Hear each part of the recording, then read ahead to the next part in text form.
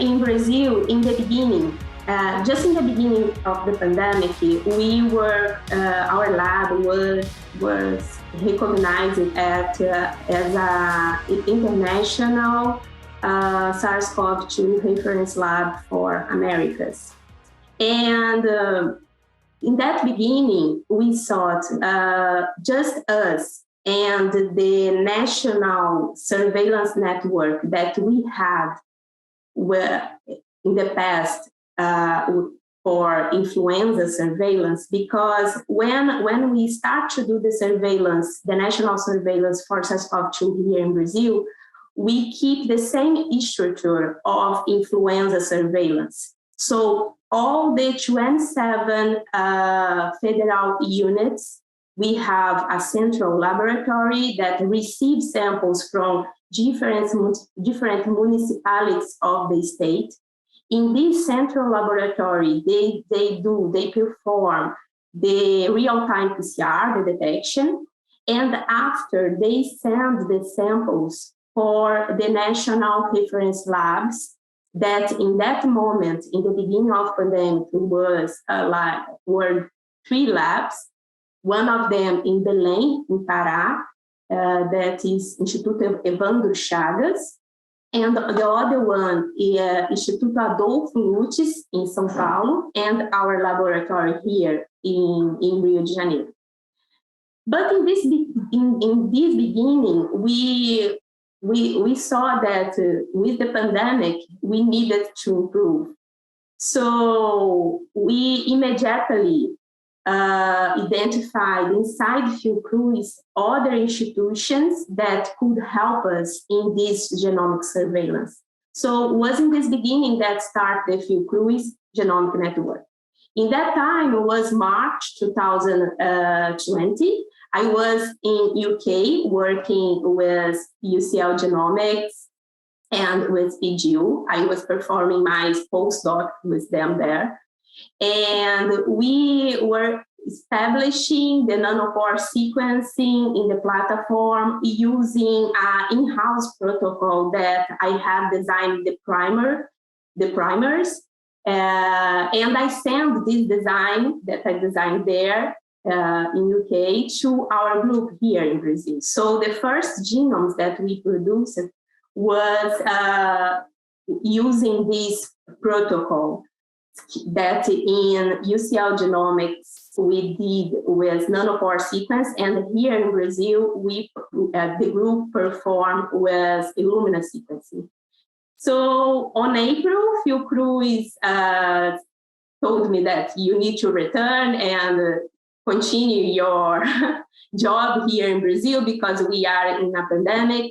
So I returned in that time, and we start to structure all and connect all these other labs and share the protocol. So in that beginning was really good to see how we could improve the amount of genomes that we were producing together, using other groups also in the country.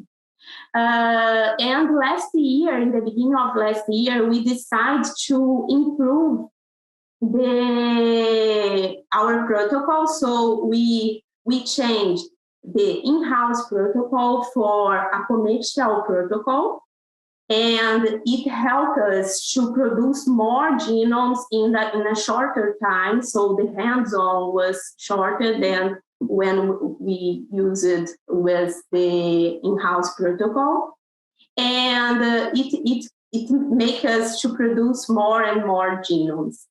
And now, since the beginning of this year, all these 27 central labs that I mentioned to you in Brazil receive Illumina machine also.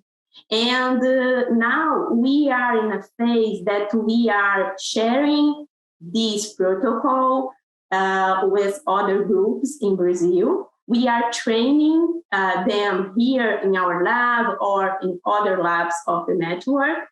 And they are starting to produce genomes also.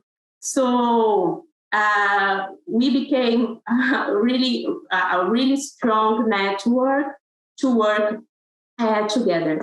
But of course, this network that I mentioned to you is related to the Brazilian Ministry of Health. But we have in Brazil also other important initiatives like universities, other institutions that are doing also genome sequencing. And it helps also this amount of data that we have here in the country. And is this, again, just to connect with the other things that I learned during the pandemic, working together, we can improve and working better. So this is the message.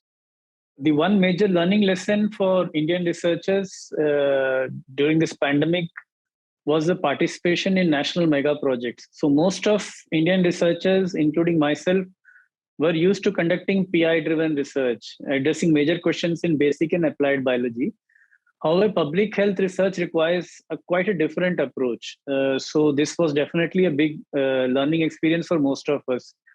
As part of the INSACOG network, we actually meet quite regularly. In fact, last year when we started, we were meeting every day, including the weekends. And then now we meet once or twice every week. And the network includes public health experts, sequencing experts, computational biologists, structural biologists, virologists, immunologists, and people from other fields. And I don't think India has ever seen such an eclectic group of scientists and researchers coming together. So I'm sure this will spawn further collaborative research for national health-related issues in the country. The other important aspect of this work has been the building of infrastructure. So we have an enormous increase in technical and knowledge-based know-how for tackling these kind of problems in the country. And this is definitely going to be of much of use in the future. Well, I mean, the experience during the SARS-CoV-2 pandemic was the fact that, especially for us in Africa, it opened room for collaboration. We saw an extensive collaboration within the continent.